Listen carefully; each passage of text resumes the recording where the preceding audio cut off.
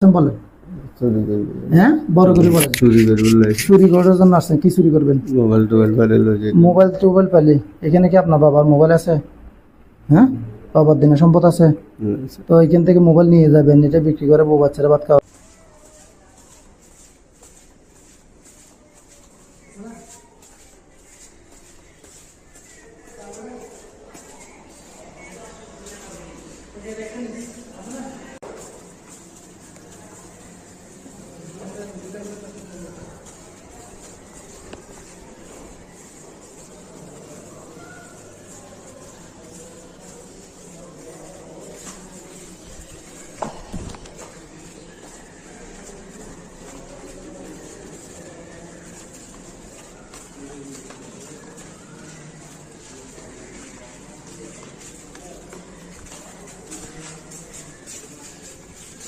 সত্যি কথা হলে স্যার, সোজা কথা আমি বলবো তো এখন না। বিসমিল্লাহির রহমানির রহিম। দেশ এবং প্রবাস থেকে এই মুহূর্তে যারা আমাকে দেখছেন সবাইকে আসসালামু আলাইকুম। রাত এখন বাজে ভোর 5টা। এই যে দেখেন, সারা রাত নাইট ডিউটি করার পরে যে মাত্র পোশাকটা করলাম, এর ভিতরে শুনতেছি মানে কি সুর এখানে মানে মেডিকেলে ঢুকছে। তো আমি গেলাম, গিয়ে ওনাকে ধরে নিয়ে আসছি। ওনার মুখ থেকে শুনে উনি কি জন্য আসছে, কি জন্য আসছেন বলেন। হ্যাঁ বড় করে বলেন।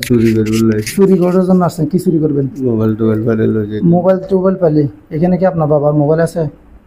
হ্যাঁ, বাবার দিনে সম্পদ আছে, তো এখান থেকে মোবাইল নিয়ে যাবেন, এটা বিক্রি করে বউ বাচ্চারা ভাত খাওয়াবেন, এটা কোনো কথা?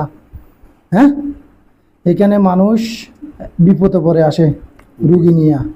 এই যে মনে করেন আপনার কেউ স্বর্ণ বিক্রি করে আসে, স্বর্ণ বন্ধক দিয়ে আসে, বলতে গেলে জায়গা জমি বন্ধক দিয়ে আসে, বিক্রি করে আসে, কারো থেকে ধার ঋণ করে, এবং ওই যে কিস্তির থেকে টাকা নিয়ে আসে, হ্যাঁ, এনজিওর থেকে।